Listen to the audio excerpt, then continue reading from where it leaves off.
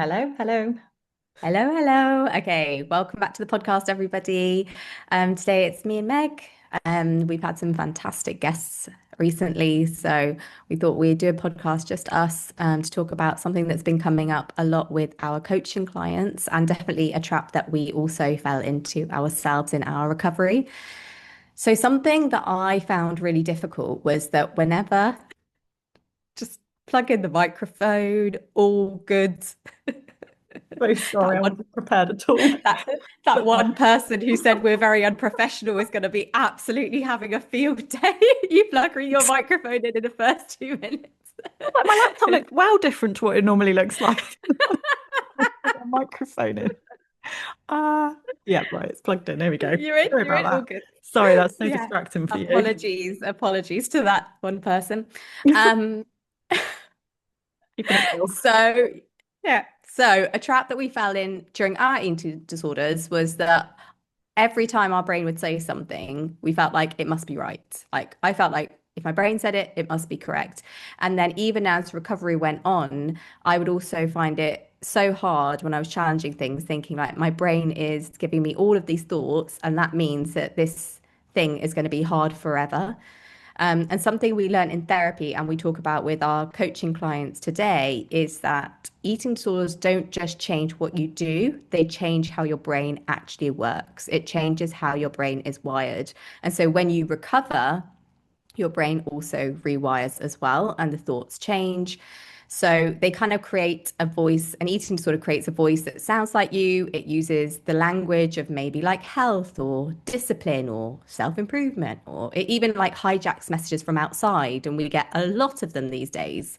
And it uses all of that to just kind of keep the eating disorder alive. So we're going to be starting to talk about recognizing when that happens, why recovery can feel so wrong, even when it's right, and how your brain really can heal, rewire, so you can see food and your body so much differently. Yeah. Meg, did any of that kind of resonate with you? Yeah, 100%. It's like your thoughts aren't facts. It's hard to say. Mm, And mm, also, like, it's not even just your thoughts, is it? Like, your whole body tells you, like, this is wrong. You shouldn't be doing this. Like, it feels so real and factual and compelling and tempting. And, like, it feels like when you're challenging your eating disorder, like you're stepping out in front of a bus, like, or yeah. jumping off a cliff. Like, you so know it's the wrong thing. Like, I used to say, like, every fiber of my being knows that this is wrong.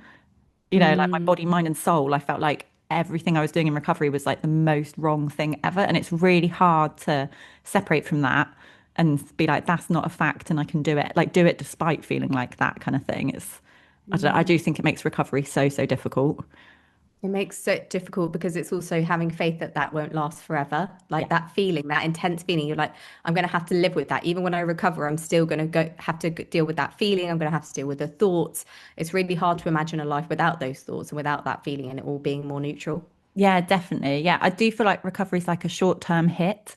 Like you're having that difficult, horrible, hard feeling now to not have to have it in the future. It's not like in recovery, you're learning how to tolerate this awful feeling of recovery. You're almost just going through it as like a finite experience to then never have to cope with it again. Like we don't get thoughts at all now. Nothing feels difficult or stressful. I don't have any response in my body, like that horrible wanting to rip my skin off. I have nothing like that around food.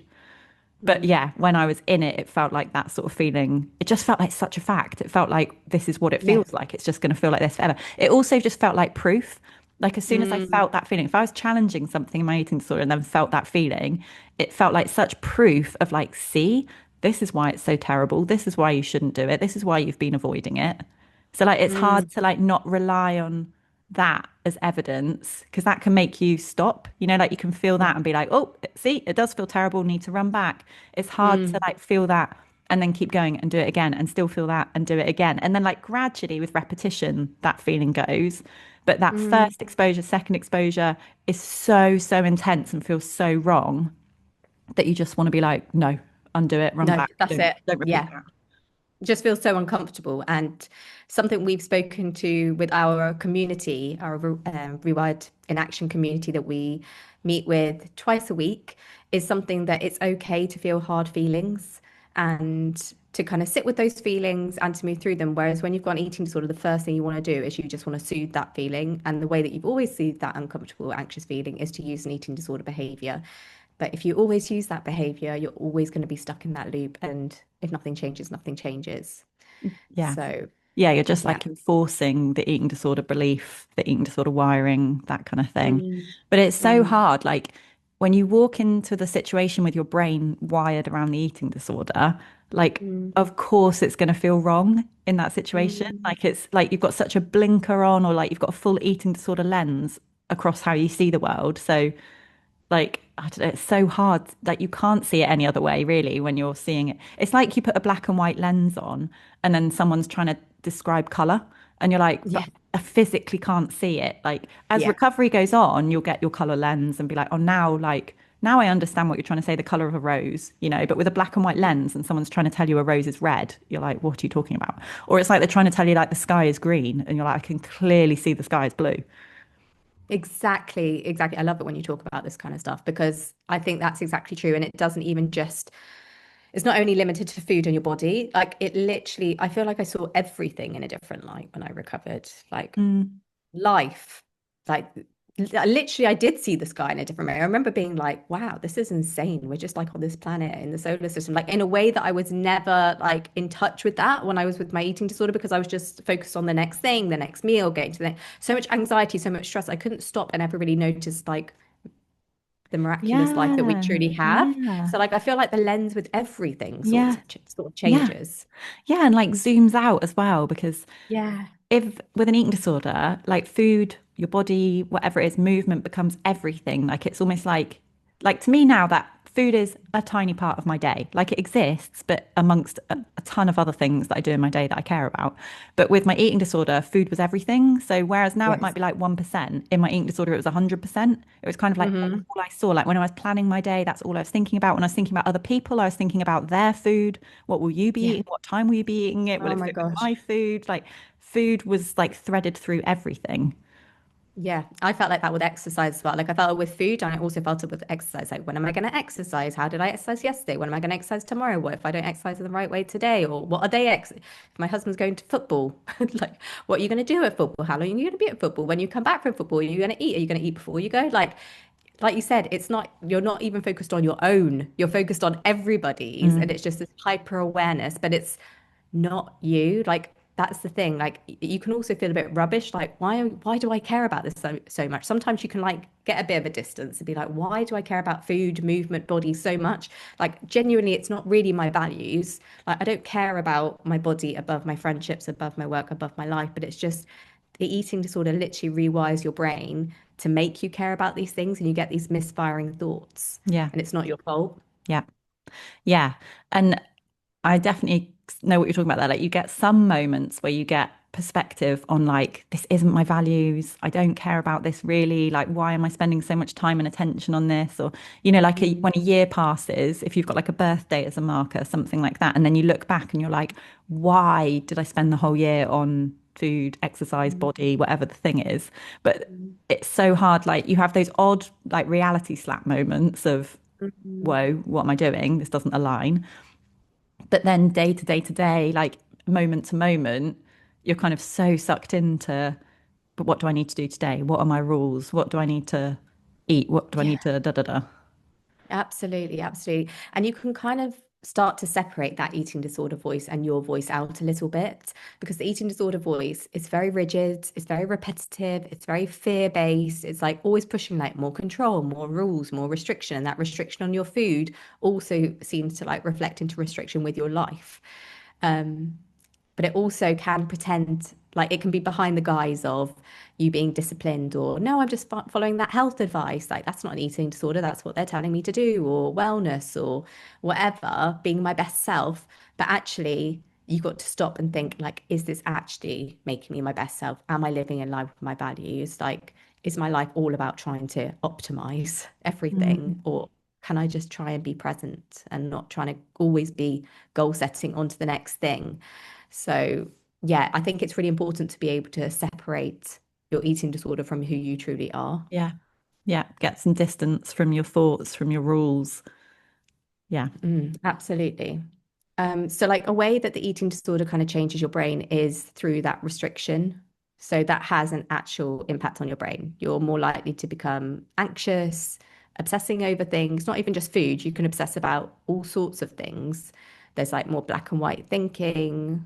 You're not less able to be flexible, less seeing less nuance.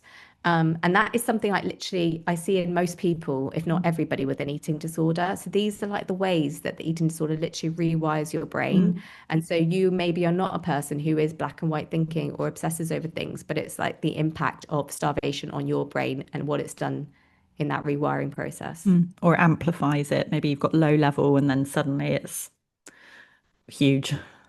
Exactly. Yeah. Yeah, because Uh, even like the Minnesota starvation experiment, when they mm, put those men through like semi-starvation, they reported the exact same things. Like they had the same physiological outcomes, like no eating disorder, but purely as a result of the food restriction. exactly. Mia did a really good post. Mia from What Mia Did Next, she did a really good post on Instagram because something people often say as well, that eating disorder makes me feel special.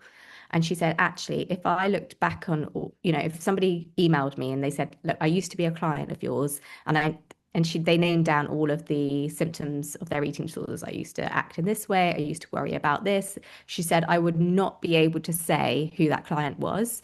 But actually, if they said about, oh, well, we laughed about this, or I'm interested in this, or this funny memory, or whatever, like then she would remember them because actually, the people that we work with in coaching have very similar struggles, issues. Everybody is slightly different, but they're very similar worries, very similar issues. How we see our clients, what makes them truly special, is nothing to do with their eating disorder. It's 100% to do with them as people, isn't it? That's amazing. Yeah, I absolutely love that. Like the Yeah. Yeah. memorable, the bits that make them them are the values part, the bits when they move into their life and into their personality more and what they care about in Mm. their goals. I love that so much. That's I amazing. know. When she put that up, I was like, that is so true Yeah, because it really is. I could never remember somebody off of their behavior profile, Yeah, but I remember what they were interested in. I remember their kids or their partners or their friends or like those sorts of things, what their motivations yeah, were, why they wanted to recover, their favorite, what they enjoyed, like eating again, those experiences. So I think that that's an important thing to remember is that the eating disorder really has, and that's why so many people relate to people's stories because you can see yourself in another person's yeah. story. It has a very similar impact on your brain. Mm. Yeah, and like what you feel with your eating disorder in the moment, like maybe feel it makes you feel wow special. Lost my words. Yep. I got Uh, you. okay, fine. Um, I feel like those moments, it's not always what you feel overall. Like long term, when you look back over like a year with it or a decade with it, you quite often don't have the same sort of feelings that you have in the moment. Like I know we've Mm, spoken about it before, but like what the meaning you get from an eating disorder or what you tangibly get out of it, what you hold in your heart at the end of it mm, is like very little. Like really, it yeah. doesn't produce anything. Like over a course of time, there's not much meaningful output from it versus Mm, life, like when you've lived a full, like present, connected, meaningful life, like you can take a lot more from it. Like, oh, I'm so happy that happened, or I feel so much connection to that, or the memory of that kind of thing. Like, you produce more, like you hold on to more when you move forward in time. Whereas with an eating mm, disorder, it all feels very important or very compelling, very real in the moment, but you can't hold on to much of it over time. It's kind of mm, like gone after that moment, and then the slate wipes clean. Can't talk 100%. today. And then you need to like tick your boxes again the next day. And again, that day it feels so, so important. It's like super strong, compelling feelings in the moment. But over Mm, time, you don't really remember it. You're not like, oh, in January 2026, here's what I weighed or here's what I ate or blah, blah, blah. It's kind of gone. absolutely. And not only that, the goalpost either moves or changes. So it's never happy with what you managed to achieve that day. Tomorrow you've got to better it.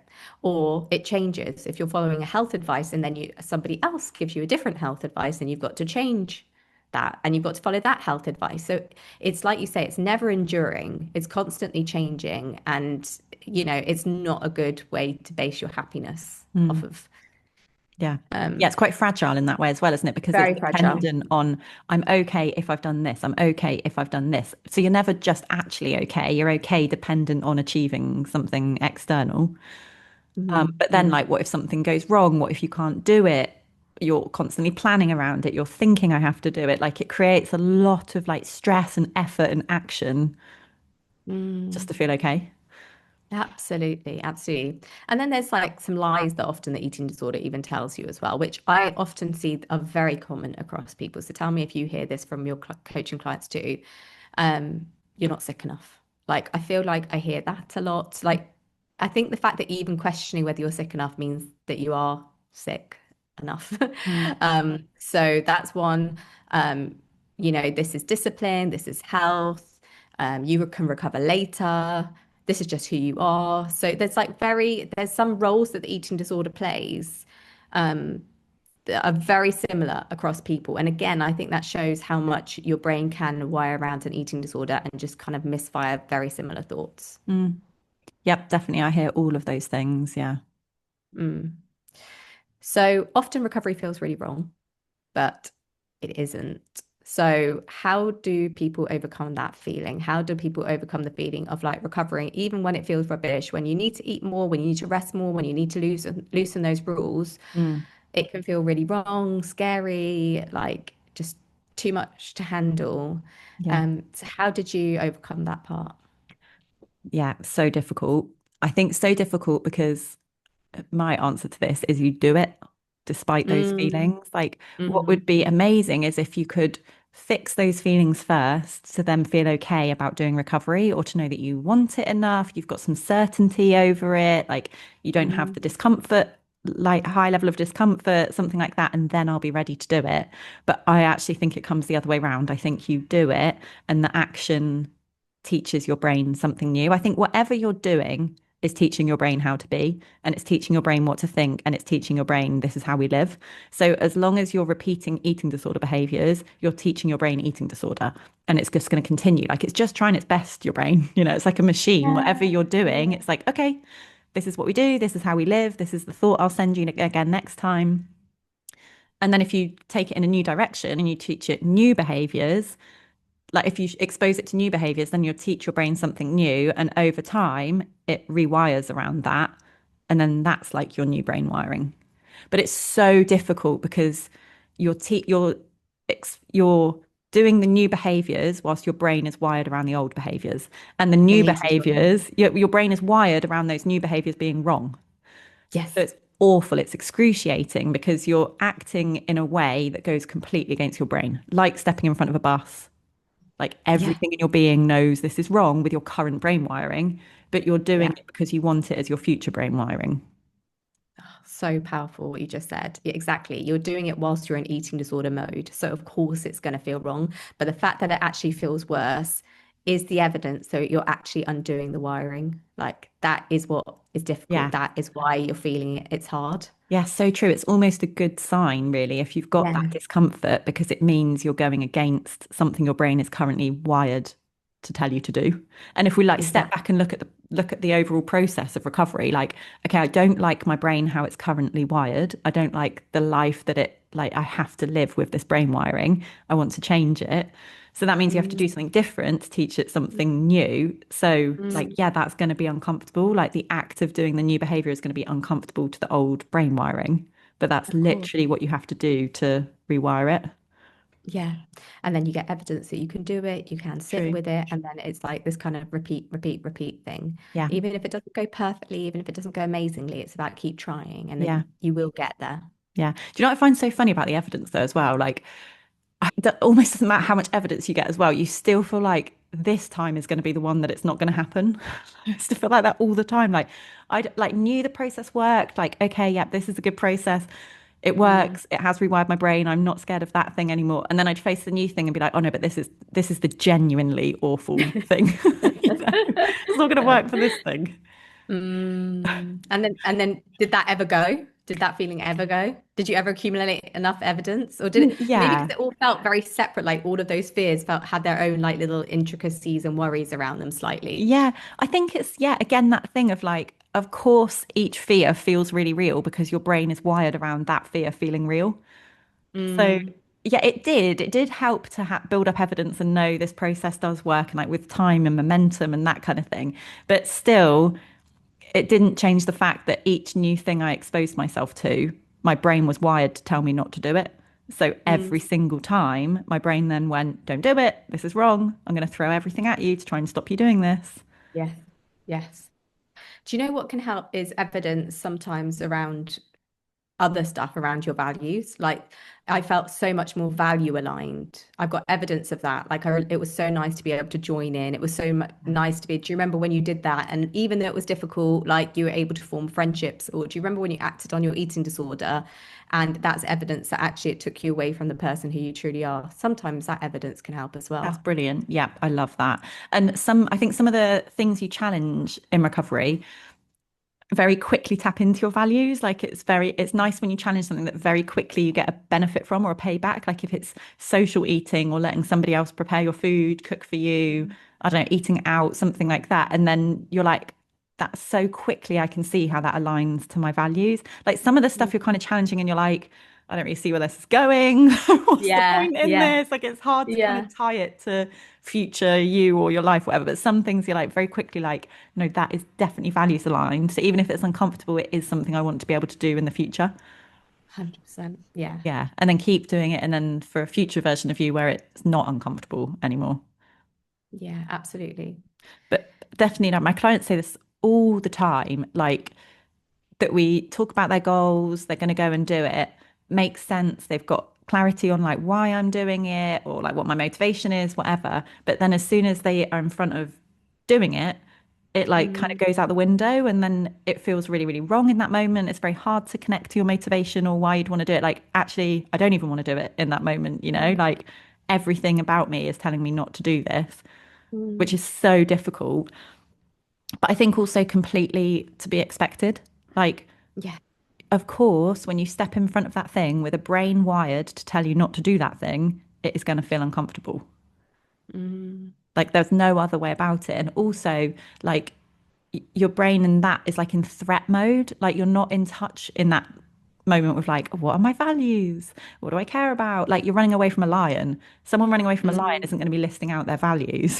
They're just going to be like, their brain's just trying its best to like Keep me save you, alive, keep keep me you alive. safe. Yeah, which is what it feels like as well. Like your brain just goes into Absolutely. overdrive. Like I'm just trying to keep you safe, but like step back from it. Like it's wired in a way that doesn't serve you and doesn't work for you in your life. So you're trying to change it, but doesn't change the fact that in the moment it's going to be triggered and it's going to feel so real that this is a terrible, awful Mm, thing.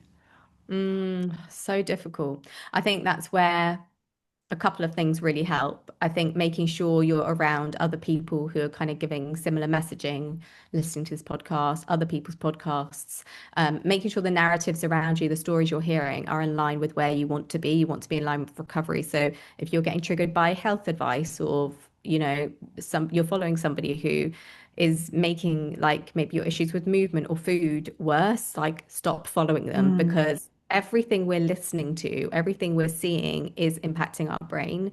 And so that messaging is going in our brain, whether we like it or not. And mm, so just make sure that you're curating that into like an environment that really helps. That really helped me when I was recovering, making sure I was following the right type of people in the right type of communities, that sort of thing. yeah. So so yeah, I think that's really key. And also like pre-planning. So if you know that you are going to have this crazy stress response in the moment when it feels like you're face to face with the lion, then ahead of time be like, right, I know I'm going to think this. I know when I get to the restaurant, I sit down, I'm going to feel like ordering this and making my adaptations. So repeating to yourself, like ordering straight from your menu, I'm choosing this. No, no changes, no adaptations. Like the more you tell yourself and pre-plan rather than expect yourself in the moment to just choose the recovery thing, Yeah. I think the better. Yeah, I definitely agree with that. I think that's really helpful, the planning ahead, like especially when you're repeating exposure, like, okay, what days am I going to do it on? Who am I Yeah. going to be with? Where am I going to be? That kind of thing, rather than just be like, this week my goal is this, and then you get to the end of the week and it didn't happen. And you're like, Yeah. why didn't I just do it? But like, of course you didn't, because every single moment of that week, your brain is wired around not doing it. So it's never going to Yeah. spontaneously be like, let's jump under the bus, in front of the bus right now. Like, no, you have to Yeah, plan yeah. to jump in front of a bus. Yeah, Start of the week. How many absolutely. times? You've got to find the opportunity, the time, who you're going to be with when you do the jump. Yeah, exactly. Like all of those things. And that's something that we really go through with our people who are in our recovery and action community, is that we really encourage them to set their goals and really go very granular with it. And then we encourage them to do those check-ins in each week session. So I think that something like that, where you've got that accountability and that touch base as Yeah, well, like so that you know, right, this day I'm going to go back to my goals and I'm going to see whether I've achieved it, and get making sure that you're really purposeful in the planning is makes it a lot more likely. yeah, Like set yourself up for success. It's almost impossible for anybody to just turn up and expect themselves to do it. This is hard what you're doing. It's so tough. So worth it. yeah, But just be kind to yourself and making sure you've got the support, the planning in place to do it. yeah, yeah. I totally agree. Like having that plan, facing it, like choosing when you're going to do it in the week, you turn up to do it, and then Mm, expect is, of course, it's not going to feel right. Your brain is mm, literally wired around it not feeling right, mm, you know, but that's not a fact. Just because you feel like it's not right doesn't make it a fact that it's not right. Like, I know we've mm, said it in the community recently, like as an analogy, if you've got an English speaking brain, you don't speak another language, if you're listening to somebody else speaking in Japanese, French, anything, it's not going to make sense to you. Doesn't mean that mm, language doesn't make sense. Because you don't understand it doesn't mean it's a fact that it doesn't make sense. It just means your brain is not currently wired around understanding it.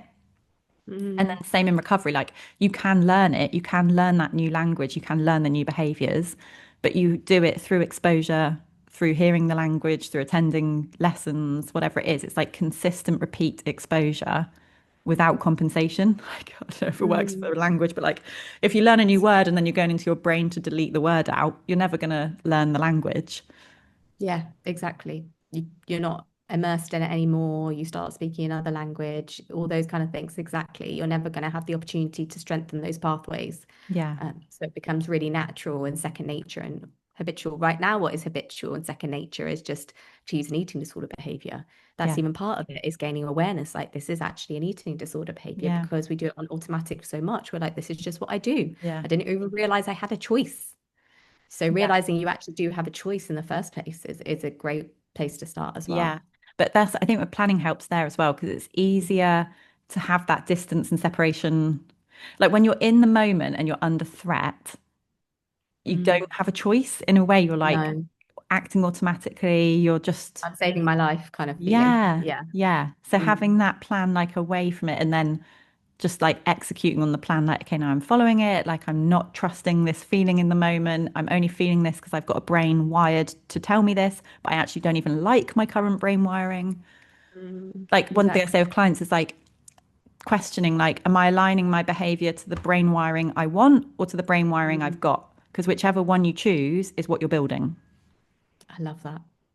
Again, another one of those lessons for life and generally Mm. and genuine. Like, even now we could be asking that about ourselves, whether Yeah, that be true. relation to optimism, confidence, anything really. So yeah, it's the power of being able to change your brain, the neuroscience, the understanding that actually our brains do have a level of Yeah, plasticity and we are able to change it. I felt like I did not get that until well into recovery. Like I thought the brain I've got is the brain I've got.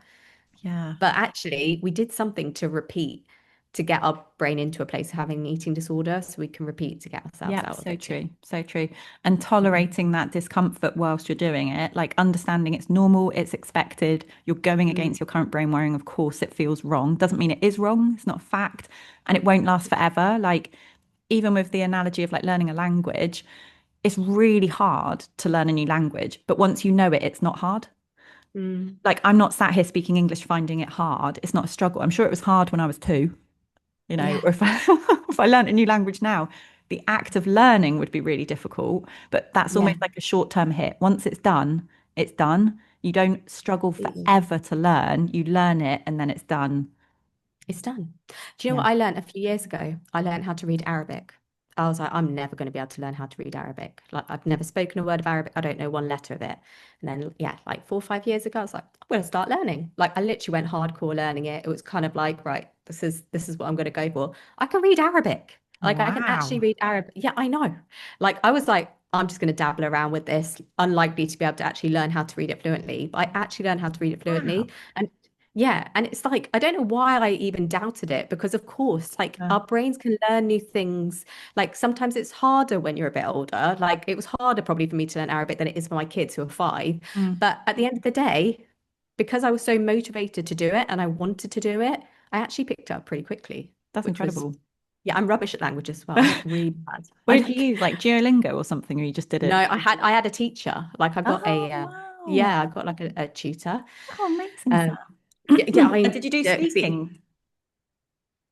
I've never spoken it, That's but now I can excellent. like read it, but I don't.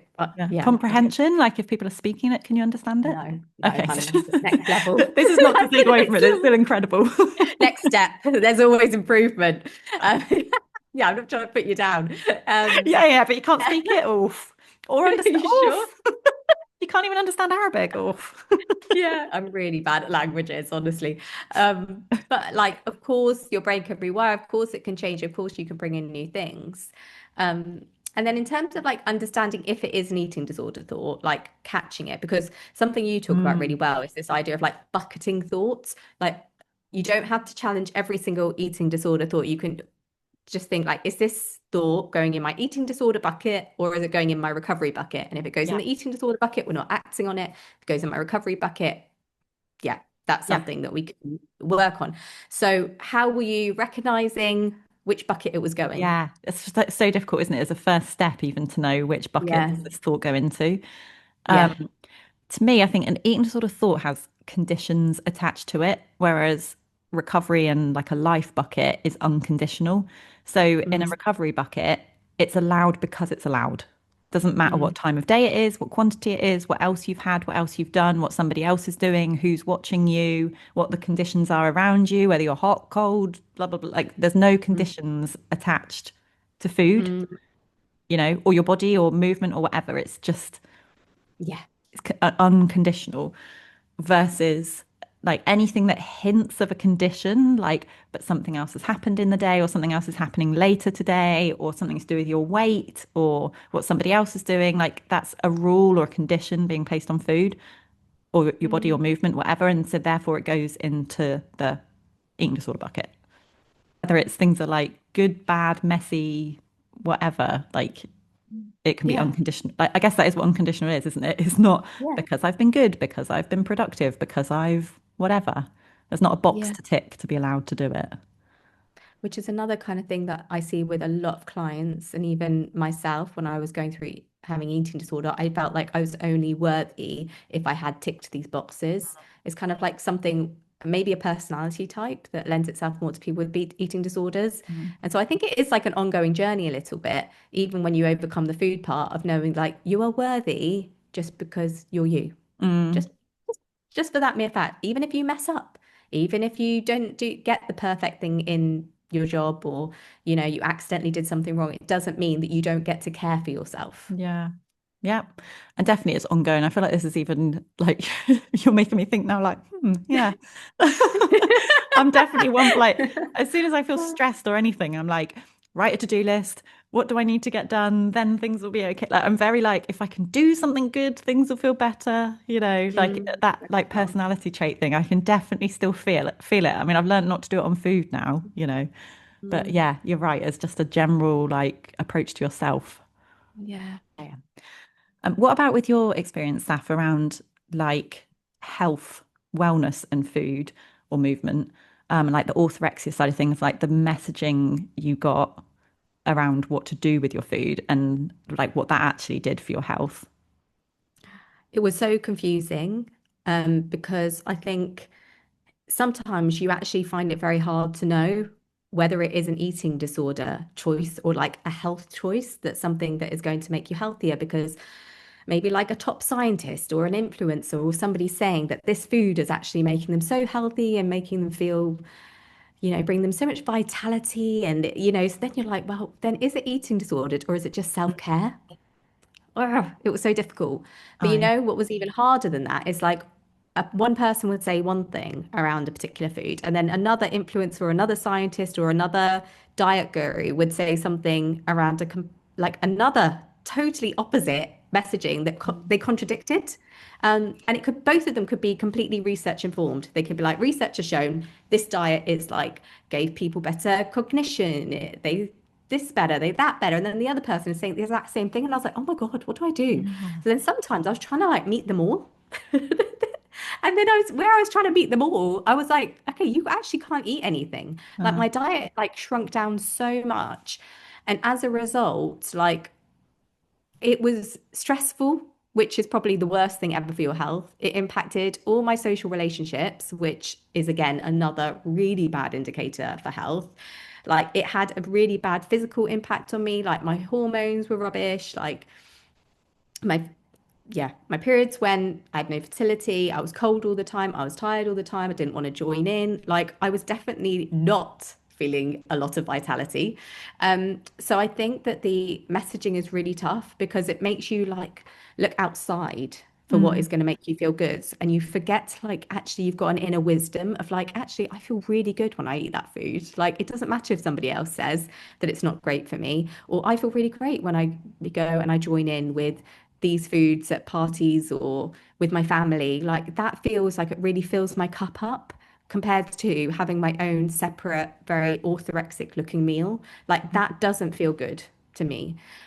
So I think that that's a really important thing to remember that even if it's coming and looking like health advice, even if they're the top person in their field, if it's having a negative impact on your life, your values, how you're showing up in the world, your physical health, your ability to make friendships, your ability to travel, like have your meet your dreams, to go to bed at night and not worry about what you're going to eat the next day or how you're going to move. If it's having that kind of a level of impact in your life, like it's just not worth it. Like mm, it's not helping you and you need to let go of those and really like be careful about what influences you're allowing into your circle. Meg and I talk a lot about having like this idea of like a glass dome over yourself and be careful what you let in your glass dome. If you're letting in every influencer and every person who's giving advice about all these various different diets in, you're going to be so confused and you're going to lose yourself in that process. yeah. Yeah, maybe it's less about trying to find the right answer and more about leaving the question. Like, actually, I Yeah. just don't even need turn your back on it completely. It's not like once I find the right answer, then it will be. It's more like actually even just asking this question isn't working for me of like, what's the perfect this or what would be the best, healthiest, blah, blah, blah. Yeah, honestly, because it made me the least healthy, Mm. happy version of myself, trying to follow all of those things. And even somebody wrote a comment under one of our videos that they said, I'm really struggling with this. I'm really struggling with all of this health messaging. Like I've lost I can't even my fertility is gone.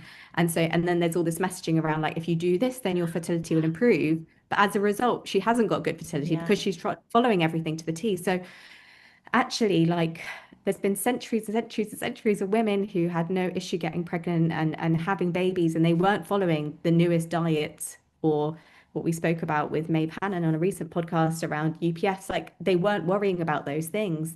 And so now I think there is just such a hyper focus on health, and it's understandable because the world feels a really scary place and Mm. a place which it feels like you have little control over. So you're like, maybe if I control my health, I'll feel Yeah. better, I'll feel safe.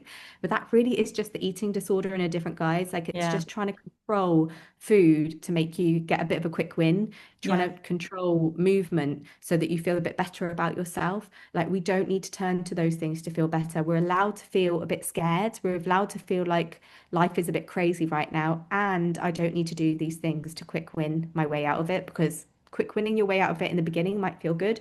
But trust me, you keep going on that, it shrinks your life down and it actually becomes the problem. Yeah. Yeah. And I guess even like you're so much more than a nutrient or a physical anything. Like your health, like you're saying, is so multidimensional. So Mm, something can be promised a benefit, but if it's detrimental to you overall as a person and to your life and happiness and health as a whole, it's not right for you. And it can work for somebody else. They can claim it works for them. Maybe it does, maybe it doesn't. But for you as a whole person, like what's the mm. best thing for you, you know?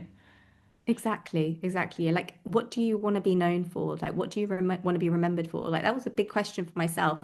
Like, if somebody asked me back then, what would I be remembered for? Oh, she was very disciplined with her diet. She was very disciplined of going to the gym. not much else going on in life because that takes up a lot to be able to keep all of that going. It takes up a lot of energy. So, but I didn't want to be that. I want to be known for being caring and kind and there for people, like a bit more softness. Like I didn't need to be just like regimented and Mm. disciplined. Like I wanted to lean into that side of who I truly was. Mm. So I think that that's an important thing. Like, who do you want to be? If you want to be a mum, like if you're going to bring in all of these different foods to try and increase fertility because this person said this and another person said this and another person said this, like what kind of mum are you, like how are you going to be as a mum at the end of all of that? You're going to end up with all of these rules around food and like that is going to make being a mum very stressful, more Mm. stressful than it is, you know. So also thinking like, okay, if I adopt this, what type of person am I going to be at the end of it? And does that person align with who I truly want to be? Yeah.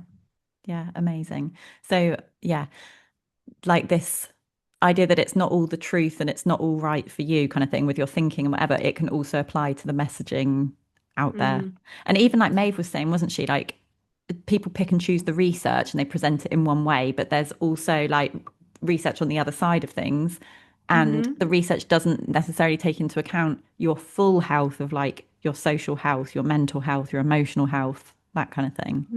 Yeah, absolutely. It doesn't take everything to account that we all have genetic variability as well. Like what is good food for one person isn't great, doesn't feel good to another person, you know, and that really changes like different nationalities even. Like some Yeah. people do better off of some foods than other people. And like we can't just apply that to our own life and just expect like that's Yeah. definitely going to work for me. And if it doesn't work for my body and my life, then Yeah. I'm failing and I've got to try and keep it up. Like Yeah. maybe it just doesn't work for you. Maybe you were not raised on those foods growing up. Maybe you like that doesn't fit in with your life, your environment. To be able Yeah. to do that, you're gonna have to do a lot of stuff around the outside to make that work. Yeah. Yeah. So yeah. So with the buckets thing, I find it really helpful because, again, in the moment when you're like overcome with your eating disorder brain wiring, the feeling of this is wrong, I shouldn't be doing this, whatever, um, it can be really hard to tie why would I want to do this now to where I want to be in the future. So, Mm, like, we use like time hopping or bigger picture as a tool for people to help them connect to like, okay, why do I need to take the recovery actions? So like, where do I want to be a year from now? Do I want things to have changed or do I want things to stay the same? But it can be really hard to tie like, okay, this exact snack on a Monday morning, blah, blah, blah, to this outcome I want a year from now. Like, so, like, what's it got to do with it? You know, it's just very, mm, some things like we were saying earlier, some things are easier, like coffee and cake with a friend. I can very tangibly see why that connects to my values and the mm, life I want to live. But some things are really hard to like, you almost want to tie an exact thread between like this thing happening today and this thing I want to get in the future.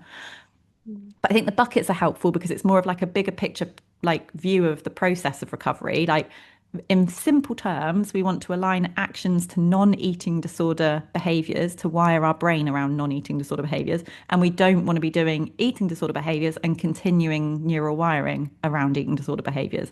So it's almost like two buckets of behaviors, two buckets of brain wiring. In like, it's mm. so, it sounds way too simplistic, but like, You need that. I think that's such a helpful like visual. yeah, like literally, which am I choosing? Am I enforcing my current brain wiring and perpetuating eating disorder cycles, or am I can choosing? Am I moving towards more like unconditional eating, whatever it Mm, is, and building those neural pathways? absolutely. Yeah. So just stopping and thinking before acting, like which bucket is it going to go into? And if it does go into the eating disorder bucket because it's shrinking your life down or it doesn't feel value aligned, it's not something you recommend to somebody else, not Yes, something you'd yes, want for somebody else. Like, would a 100%. That's recovered brilliant. person have this kind of rule? Yeah, Like any of those things, is it like very black and white? This is yeah, clean food, dirty food, earned food, whatever. Like if you've got that kind of thinking around it, it's an eating disorder thought. yeah, Almost anything that has a lot of energy around food needs to yeah, go in that because somebody yeah, who's not got an issue with food wouldn't think too much yeah. around it. I love that as a Mm, stress test as well. Like, which bucket would I give this thought to somebody else? Like, would I verbalize this to a friend and tell them to do it? mm, And if you mm. wouldn't, definitely that should be going into your eating disorder bucket. Yeah, Another thing you've just absolutely. made me think as well that another thing I like about it is the thoughts are so relentless and like limitless in a way. Like you'll just keep getting thought after thought after thought. Like, and your eating disorder just keeps going until it gives you a thought that is like good enough that you're like, oh yeah, you're right. I definitely need to act on that. And it will like change angles as well. Like you'll get a thought of like, oh, but about calories, or oh, but about my weight, or but about the money, or like this needs using up, or someone else isn't doing it. Like it just keeps coming at you and at you and at you until you're like, oh yeah, you're right. Mm. I need to act on that. Yeah.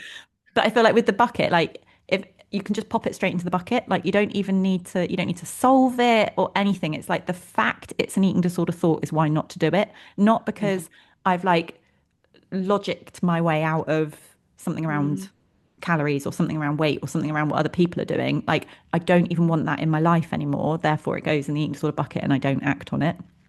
Like Yeah. I'm not thinking my way out of my eating disorder. I'm choosing actions aligned to non-eating disorders. Absolutely, because of the life you want, because of the person who you truly want to be.